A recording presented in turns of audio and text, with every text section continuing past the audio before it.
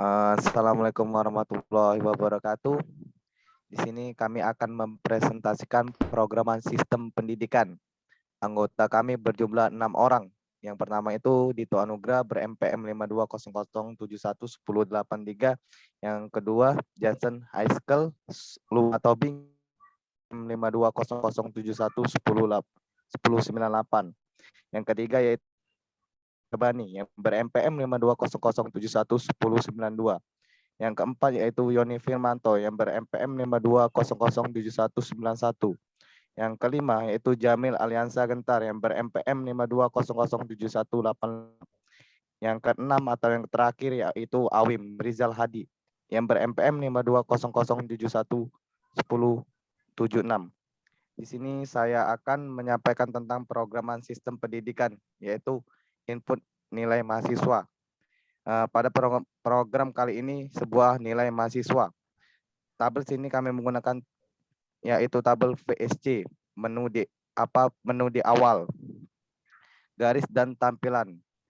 Merupakan isi dari variabel awal, yakni yaitu sebuah tampilan output pada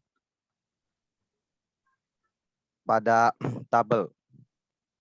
Ya, kemudian in awalnya yaitu input nilai mahasiswa. Yaitu dan in tampilan kami menggunakan sistem CLC.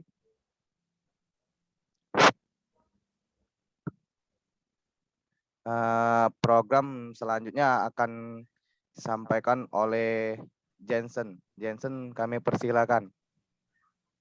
Ya, sini saya akan menjelaskan representasi dari Dito.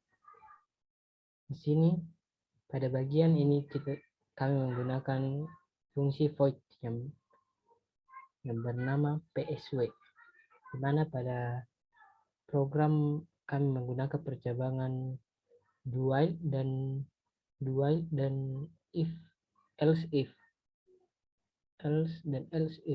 Di sini kami menggunakan data string yang kami deklarasikan di user dan password. Dan pada len 47 code kami masukkan username dan password, dan len 49 dan 50 di cout-nya yaitu username dan password. Dan pada sistem CLS, di mana pada fungsi CLS yaitu untuk membersihkan program yang dijalankan dan dari program sebelumnya dan akan menghapus, kemudian akan dijalankan selanjutnya tanpa menutup program yang dulu. Kemudian pada di if user yaitu kami membuat admin, dan if passwordnya kami membuatkan satu angka 1234. Dan jika admin dan password dimasukkan pada saat login ke username dan password, maka cout-nya akan menampilkan berhasil login. Kemudian sebaliknya, dan pada lens 59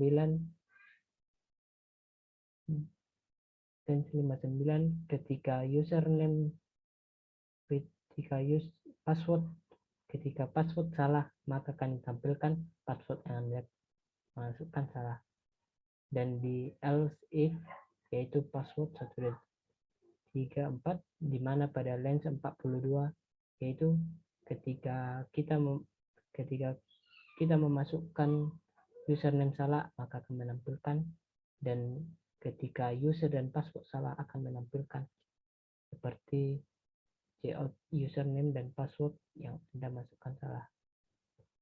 Dan pada press any key to continue yaitu untuk melanjutkan program yang akan dijalankan. Dan fungsi while di sini yaitu username admin dan path 1234 di sini untuk mengulangi ketika username dan password yang akan dimasukkan. Selanjutnya akan dilanjutkan oleh teman kami, Aldito. Ya, terima kasih. Selanjutnya saya akan menjelaskan penjelasan dari Johnson, yaitu berawal nomor dari 73. Void menampilkan void menu, yaitu berfungsi tersebut tidak menghasilkan nilai yang dapat dikembalikan jika masih mengassign fungsi tersebut ke sebuah variabel. Fungsi integer yaitu untuk mengelompokkan variabel i, jum. Sedangkan char untuk menampung satu digit karakter seperti kata ulang. Selanjutnya char nama mahasiswa untuk menampung satu digit karakter seperti nama mahasiswa 30, 50. Float untuk menampung angka pecahan seperti Alpro 10, RLL 10, DSDL 10, komputasi 10, EDC 10, rata-rata 10, dan 50. Fungsi do yaitu untuk mengulangi pengeksekusian beberapa pernyataan seperti menampilkan code jumlah mahasiswa, maka akan menampilkan output ke layar memasukkan jumlah mahasiswa. Selanjutnya, fungsi garis yaitu untuk pembatas saat program dijalankan. Yang terakhir, sistem CLS untuk membersihkan layar pada program yang akan dijalankan sehingga pemrograman dapat menentukan saat untuk menghapus data yang telah dijalankan tanpa harus menutup program tersebut dan membukanya kembali. Terima kasih. Selanjutnya akan dijelaskan oleh teman kita Yoni Firmanto.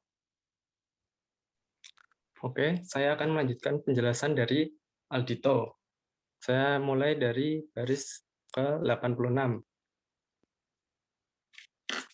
Ya, di situ terdapat perintah perulangan for. For merupakan perintah perulangan yang sudah diketahui atau ditentukan jumlah perulangannya. For i sama dengan 1. Artinya, dimulai dari mahasiswa ke 1. I kurang dari sama dengan jum. Jum sendiri merupakan variabel untuk menampung jumlah mahasiswa yang sudah diinputkan sebelumnya.